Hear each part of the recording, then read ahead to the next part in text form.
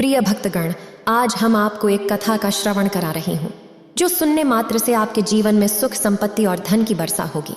तो चलिए कथा को प्रारंभ करते हैं। भगवान शिव माता पार्वती से कहते हैं, अच्छे लोग दुखी क्यों रहते हैं और पापी पाखंडी लोग हमेशा खुश क्यों रहते हैं? इसके दो कारण हैं। हे देवी, आज दोनों ही कारण मैं आपको आज बताऊंगा। तब माता पार्वती भगवान शिव से पूछती है, हे देवों के देव महादेव, आप ही बताएं कि अच्छे लोग दुखी क्यों रहते हैं और पापी लोग हमेशा खुश क्यों रहते हैं? फिर भगवान शिव कहते हैं, हे देवी, इसे ध्यान से सुने और समझे।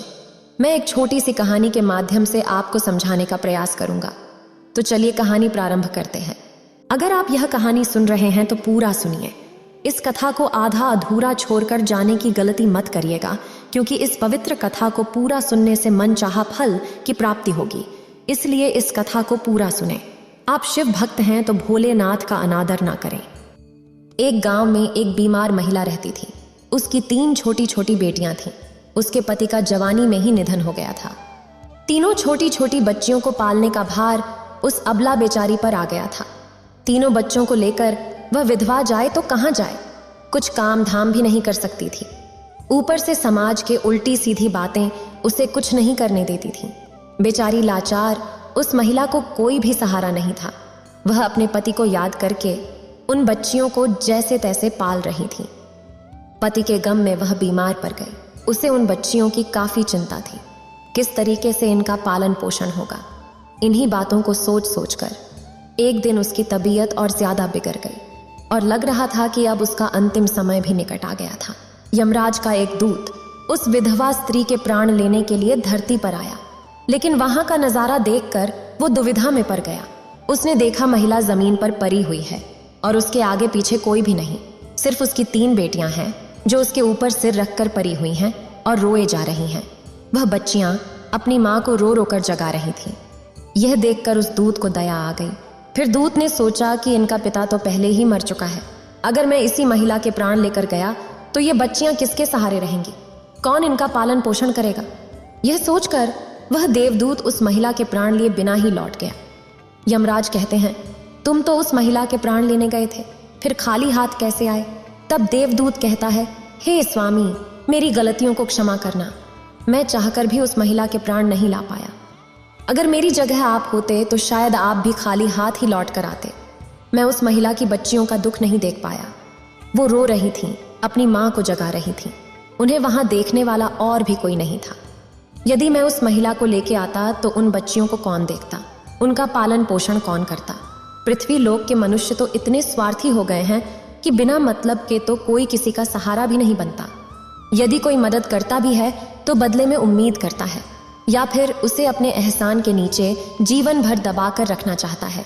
देवदूत कहता है कि हे स्वामी, उस महिला को थोड़ा और समय दे दीजिए ताकि वह अपनी बच्चियों को पाल पोस कर बड़ा कर सके। देवदूत की बात सुनकर यमराज उसे डांटते हुए कहे, अरे मूर्ख, महादेव की बनाई गई सृष्टि में न कोई एक क्षण घट सकता है और ना ही कोई बाँच सकता है। उसके मर्जी के बिना न उसे जीवन दे सकते हैं और न समय से पहले मार सकते हैं। महादेव जो करते हैं सबके साथ अच्छा ही करते हैं। तुम कौन होते हो? विधाता के नियम को बदलने वाले। तुमने उस महिला को न लाकर भगवान शिव के नियमों का उल्लंघन किया है। तुमने बहुत बड़ा अपराध कर दिया है, इसलिए तुम्हें इसका दंड भोगना ही पड़ेगा। जिस पृथ्वी के मनुष्य से तुम्हारी ममता है, उस पृथ्वी पर मनुष्य बनकर अपने पापों की सजा को भोगो। तब देवदूत घबराकर कहता है कि हे स्वामी, पृथ्वी लोक से मेरा उद्धार कब होगा और कैसे होगा? यमराज कहते हैं, धरती पर जाकर तुम अपनी मूर्खता पर 3 बार खिलखिलाकर हंस लोगे। उस समय ही तुम्हारा उद्धार हो जाएगा। इतना कहकर यमराज ने उस देवदूत को धरती पर भेज दिया। जैसे ही वह धरती पर पहुंचा, वह मनुष्य शरीर में आ चुका था। उसके शरीर पर वस्त्र नहीं थे। जो मनुष्य जन्म लेता है उस समय वह नग्न ही होता है। देवदूत ने जन्म तो नहीं लिया और वह निर्वस्त्र ही एक सड़क के किनारे अपने आप को पड़ा नजर आया। धरती पर उस समय काफी ठंड थी। वह ठंड से ठिठुर रहा था। वहां से एक मोची गुजरा तो देखा एक व्यक्ति ठंड से ठिठुर रहा है। फिर वह मोची अपने बच्चों को ठंड से बचाने के लिए कपड़े लेने जा रहा था। रास्ते में उस ठंड से ठिठुरते एक नग्न व्यक्ति को देखकर उस मोची को दया आ गई। उसने अपने बच्चों को तो कपड़े नहीं लिए, लेकिन उस नग्न व्यक्ति के लिए कपड़े और कंबल खरीद लिए। फिर उस व्यक्ति को दे दिए। देवदूत कहने लगा, भाई, आपने मुझे कपड़े देकर मुझ पर बहुत बड़ा उपकार किया है। कपड़े देकर आपने मुझे ठंड से तो बचा लिया, लेकिन मेरे पास न कोई घर है और न कोई परिवार है और ना ही कोई भोजन का साधन है। तब मोची बोला, हे भाई, तुम मेरे घर चलो, मैं तुम्हारा सारा खर्चा उठा लूंगा। और वह मोची देवदूत को लेकर घर पहुंचा। उधर मोची की पत्नी ने देखा, उसका पति तो बच्चों को कपड़े लाने गया था। कपड़े तो कुछ लाया नहीं, उल्टा एक आदमी को घर बुला लाया है। पत्नी अपने पति से झगड़ने लगी और उसे भला बुरा कहने लगी। यह देखकर वह देवदूत बहुत जोर जोर से हंसने लगा। मोची पूछा, अरे भाई, तुम हंस क्यों रहे हो? ऐसा क्या देख लिया? तब देवदूत ने कहा, भाई, मेरी हंसी का रहस्य मैं आपको नहीं बता सकता। समय आने पर मैं आपको स्वयं ही बता दूंगा। देवदूत मोची के घर में रहने लगा और कुछ ही दिनों में उसने मोची का सारा काम सीख लिया। देवदूत के द्वारा बनाए गए जूते और चप्पल खूब बिक रहे थे। कुछ ही दिनों में मोची धनवान बन गया। दूर दूर तक उसके जूते प्रचलित हो गए थे। यहाँ तक कि राजा महाराजा भी उससे जूते बनवाने लगे थे। जिस दिन वह देवदूत उसके घर आया था, उसकी तो किस्मत ही चमक गई थी। धन की कोई भी कमी नहीं रही। सब कुछ अच्छा चलने लगा। एक दिन की बात है, राजा का एक सैनिक चमड़ा लेकर उस मोची के पास आया और बोला, देखो, हमारे महाराज इसी चमड़े के बने जूते पहनना चाहते हैं। यह चमड़ा बड़ा कीमती है, तुम इससे एक जोड़ी जूते तैयार कर दो और यह चमारा किसी भी कीमत पर खराब नहीं होना चाहिए। इस बात का विशेष ध्यान रखना। इस चमड़े से सिर्फ जूते ही बनने चाहिए, भूल से भी इसकी चप्पल मत बना देना। राजा का सैनिक चमड़ा देकर चला जाता है। उधर मोची ने भी देवदूत को समझाया कि देखो, राजा वाली बात है, इसमें कोई गलती ना करना। चमड़ा भी बहुत कम है, इसलिए चमड़ा खराब नहीं होना चाहिए। जूते ही बनाना, जूते की जगह गलती से चप्पल मत बना देना। अगर गलती हो गई तो कठिन से कठिन सजा मिलेगी। मोची के इतना समझाने के बावजूद भी देवदूत ने चमड़े की चप्पल ही बना दी। चप्पल देखकर मोची की सांसें फूल गईं। वह देवदूत को डांटने लगा, यहाँ तक कि डंडा लेकर उसे मारने के लिए दौड़ा और कहने लगा, अबे मूर्ख, तुझे बार बार समझाया था कि जूते ही बनाना है, लेकिन तूने चप्पल बना दिया। अब राजा हमें छोड़ेगा नहीं, तू भी मरेगा और साथ में मैं भी मारा जाऊंगा। वह हमारे पूरे परिवार को फांसी लगवा देगा।